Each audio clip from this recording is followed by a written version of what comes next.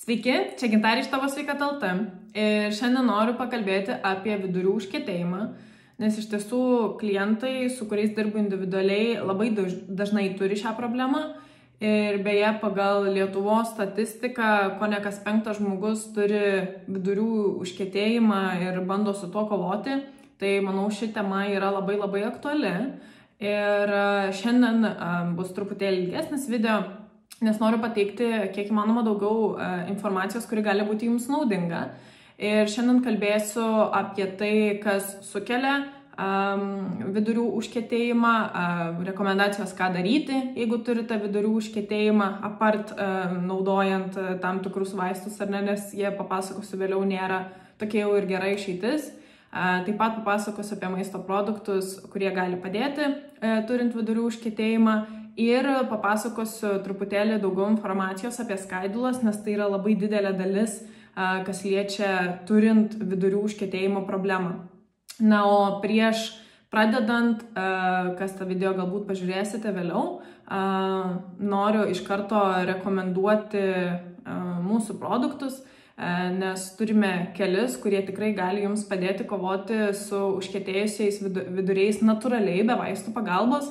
Ir vienas iš šitų produktų yra būtent rinkinys vidurių užkietėjimui. Tai yra milteliai, kuriuos uogų daržovių milteliai, kuriuos galite naudoti ir kurie turi būtent vidurių užkietėjimui laisvinti reikalingų savybių. Ir taip pat turime miltelių rinkinį iš produktų, kurie turi daugiausia skaidulų. Ir kaip jau minėjau, skaidulos yra labai didelė dalis, kas liečia vidurių užkietėjimą, tai nuorodas rasite žemiau video šių produktų, kad nereikėtų sukti galvos, ką čia pirkti, ką čia daryti, tai tiesiog lengvesnis variantas kovoti su vidurių užkietėjimu natūraliai. Na, o pradedant apie apskritai vidurių užkietėjimą.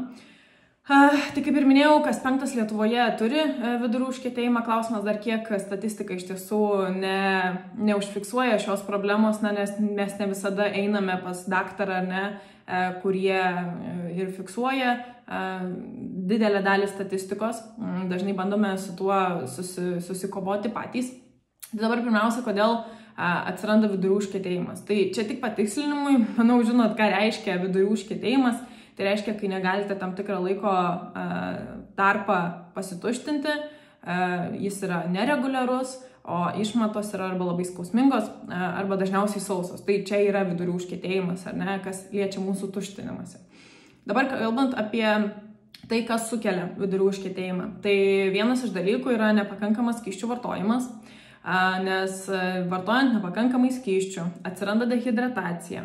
Ką reiškia didelis dehidratacijos kiekis situacija mūsų organizme?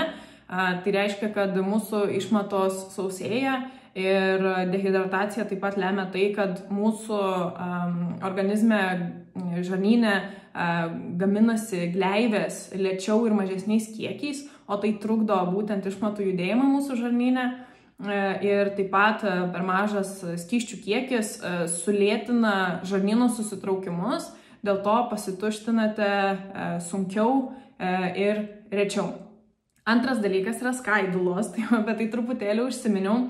Tai skaidulos šiaip ypatingumas yra tai, kad ji nėra kaip ir virškinama, skaidula kaip po dalykas. Tiesiog skaidula padeda judėti žymiai greičiau tai, ką suvalgome per mūsų visą žarnyną, per visą mūsų virškinimą. Tai realiai, ką daro skaidulos, kas liečia vidurių užkietėjimo tematiką, tai skaidulos jos padidina mūsų išmatų tūrį, mūsų išmatą suminkština, dėl to pasituštiname greičiau, lengviau ir visos išmatos mūsų organizme juda lengviau, greičiau. Ir taip pat skaidulos skatina žarnyno bakterijų veiklą ir tos žarnyno bakterijos jos skaido skaidulas ir gamina medžiagas, kurios leidžia palaikyti kiek įmanoma geresnę virškinimo sistemą. Tai tokie dalykai apie skaidulas. Ir vėliau papasakosiu ir statistiką, ir apskritai daugiau apie skaidulas, kas liečia mus lietuvius. Trečias dalykas, dėl ko viduriai gali užkietėti, tai yra fizinis neaktyvumas. Nes kai mes nejudame, kai ilgai sėdime, kai tingime eiti pasivaikščioti ar aktyviau pasportuoti, tai vienas iš dalykų, žarnyno susitraukimai sulėtėja. Ir tai jau, kaip ir minėjau, trukdo išmatoms keliauti per mūsų organizmą greičiau. Ir kitas dalykas, kas liečia fizinį aktyvumą, tai visa kraujotaka į mūsų žarnyno sistemą taip pat sulėtėja, suprastėja ir tai labai trukdo mūsų žarnyno veiklai. Ir kitas dalykas, kas liečia fizinį aktyvumą, tai fizinis aktyvumas padeda mums mažinti stresą. Ir mes stresą turime, ne tik tada, kai bėgame nuo tigro, bet mes patiriame stresą kasdien, to net nepajausdami. Mums daugumai tai yra tiesiog norma. Stresas dėl finansų, dėl santykių, dėl vaikų, dėl darbo, dėl kažkokių reikalų, ką reikia padaryti. Mes labai dažnai būnam stresiniai situacijai ilgą laiką ir būtent tai yra labai nenaudinga mūsų organizmui. Ir lygiai taip pat stresas sukelia vidurių užkietėjimą, tai būtent fizinis aktyvumas tą stresą sumažina ir pagerėja mūsų žarnyno visas judrumas. Ir paskutinė dalis, kas liečia vidurių užkietėjimą, dėl ko jis gali atsirasti, tai yra apskritai visos kitos sveikatos problemos. Tai yra pirmiausia vaistai. Tai gal apie vaistus kaip atskirai pabandysiu pakalbėti. Tai jeigu vartojat vaistus skirtus mažinti skausmą, mažinti aukštą kraujospūdį, nuo širdies ligų, nuo migrenos, Parkinsono ligos, čia rečiau, bet galbūt vartojat antidepresantai, vaistai nuo rėmens, nuo alergijos netgi, skrandžio problemoms gydyti ar gerinti vaistai. Visi šie vaistai, ne 100%, bet dauguma jų gali paskatinti tai, kad užkietėja viduriai. Dabar kodėl tie užkietėja viduriai? Tai pirmas dalykas, dauguma šių vaistų iš tiesų kaupia skysčius, skatina dehidrataciją ir prarandamas yra didesnis skysčių kiekis. Tai dėl to turėtumėt gerti daugiau vandens. Sulėtinamas žarnyno judrumas ir apskritai yra pakenkiama žarnyno bakterijų mikroflorai. Dėl to galite tikrai turėti vieno vaistų vartojimo neigiamas pasiekmes, kas liečia vidurių užkietėjimus. Ir kalbant apie apskritai kitas sveikatos problemas, tai čia gal jau paskutinis punktas, ką noriu aptarti.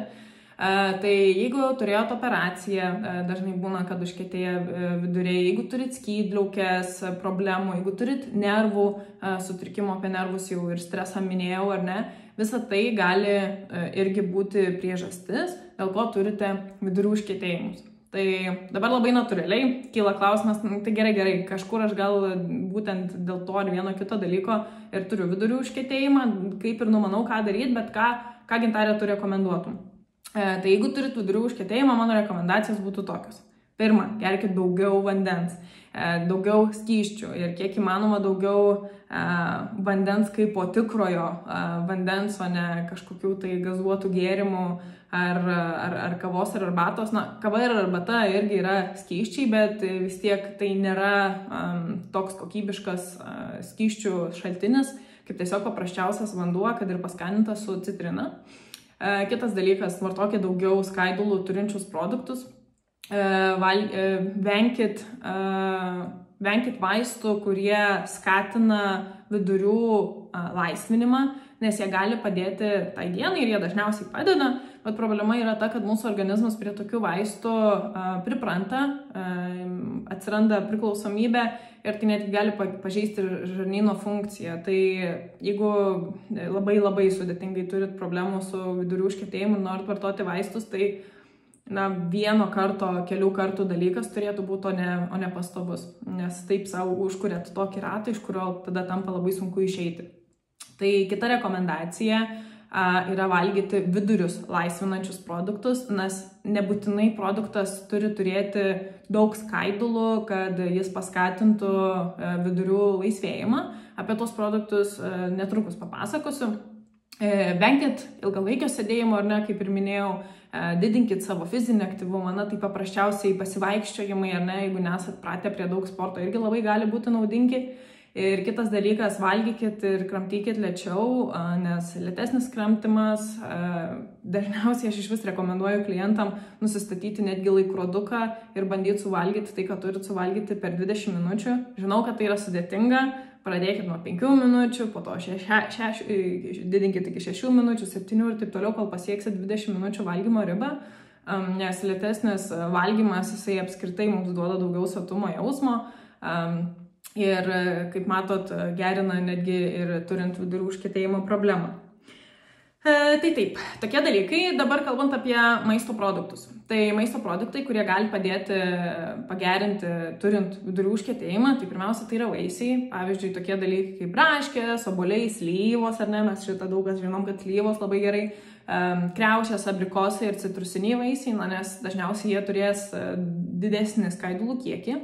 Beje, kaip ir minėjau, yra tam tikras skaidulų rinkinys iš būtent uogų ir vaisių, tai labai tikiuosi, kad nueisit ir pasižiūrėsit, nes kai kurie vaisiai gali būti tam tikrais sezonais neprieinami, arba juos reikia galvoti, kada suvartoti, tai miltelinė forma, kuri turi beveik visus mineralus ir vitaminus kaip ir šviežus, gali būti tikrai jums patogu naudoti. Taip pat dalykai, kurie padeda, maisto produktai, kurie padeda turint vidurių užkietėjimą, yra tikrai nesurprizas. Tai yra daržovės, pavyzdžiui, morkos, brokoliai, burokėliai, kopūstai, špinatai, pomidorai, agurkai, pilno grūdo produktai, avižos, sėklos, ypač linų sėmenys labai naudingi, tai kitiem klientam tiesiog, jeigu turiu vidurių užkietėjimą, tiesiog ryte rekomenduoju paimti šaukštą linų sėmenų, su alyvuogių aliejumi ir tokį dalyką išgerti. Tikrai labai padeda. Kitas dalykas tai yra gerųjų bakterijų turintys produktai, pavyzdžiui, kefyras ir natūralus jogurtas, gali būti tikrai naudingas. Sėlenos, ir beje sėlenos labai myliu už tai, kad jos yra beprotiškai naudingos ir labai pigios. Jas tiesiog įmesti kokteilį, kiaušinienės ir bet kur galima įmesti, jų skonis nėra kažkoks specifiškas ir nebrangiai kainuoja ir tikrai labai padeda organizmui. Ir paskutinė kategorija tai yra riešutai, pavyzdžiui, migdolai ir graikiniai riešutai. Tai yra tie produktai, kurie padeda turint vidurių užkietėjimą. Kaip ir minėjau, turim vidurių užkietėjimo produkto rinkinį ir apskritai skaidulų, daug skaidulų turinti rinkinį, tai pasidomėkit, tikrai įsigykit ir nereikės sukti galvos, ką čia man, kokius produktus pirktis, nors informacija, aišku, yra naudinga, galit ir tai bandyti.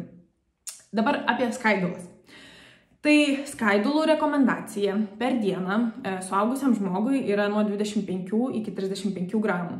Esmė ta, kad maksimalaus skaidulų kiekio nėra nustatyta, tai aš labai rekomenduoju 25-35 gramus laikyti kaip, net jeigu tai yra rekomenduojama norma, bet aš, jeigu ypač turit vidurių užkietėjimą, laikyti tai kaip minimalę dienos normą.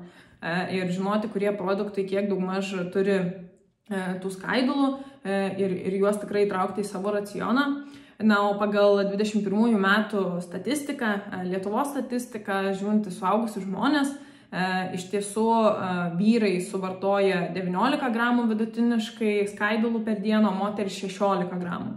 Na, tai jeigu imtume ten 25 ar 35 gramų ribą skaidulų dienoje, kaip rekomenduotina, tai gaunasi kone truputėlį daugiau nei pusė iš tiesų suvartojame skaidulų, kiek iš tikrųjų turėtume, o skaidulos yra beprotiškai reikalinga mum. Ir kai mes galvojam apie produkto maistinę vertę, apie mineralus, apie vitaminus, tai manau skaidulos turėtų iš vis turėti tokią svarbą, kad būtų kaip atskira kategorija, kas liečia maisto produktus. Skaidulų naudos. Tai jau viena, tikrai, manau, jau supratot, tai yra virškinimo sistemai didelė nauda, užkietėjus viduriam, palaikyti sveikam žarnynui, virškinimui. Taip pat skaidulos yra labai naudingos svorio kontroliai, nes jos duoda labai daug sotumo, kaip jau ir minėjau prieš tai. Greitėja metabolizmas, lygiai taip pat dėl to irgi svorio kontrolė yra labai naudinga. Taip pat skaidulos padeda kraujo cukraus kontroliai, tai jeigu ypač esate vyresnio amžiaus žmogus, toks dalykas kaip insulino jautrumas dažniausiai būna suprastėjęs, tai ypač jums skaidulos yra labai naudingos ir geriausia skaidulų daug turinti maistą valgyti prieš bet kokį kitą maistą, kuris turi daugiau cukraus, nes padeda tą insulino lygį sušvelninti ir jis tada taip mūsų kraujyje nešokinėja. Taip pat skaidulos yra naudingos širdies sveikatai, cholesterolį, ypač jeigu turi tą aukštą kraujospūdį, odai, padeda tam tikroms ligoms sumažinti, pavyzdžiui, antro tipo diabetas, nutukimas, insulinas, įvairūs uždegimai ir hormonų reguliavimai moterims. Tai, man atrodo, jau čia dabar aišku, kad skaidulos turi būti beproto svarbi mūsų dienos dalis. Ir galų gale, jeigu tingit apie tai galvoti, įsigykit miltelius, įsimeskit po šaukštelį, nereikės sukti galvos, arba bent jau sėklų ir riešutų pasibarstykit, kur tik įmanoma.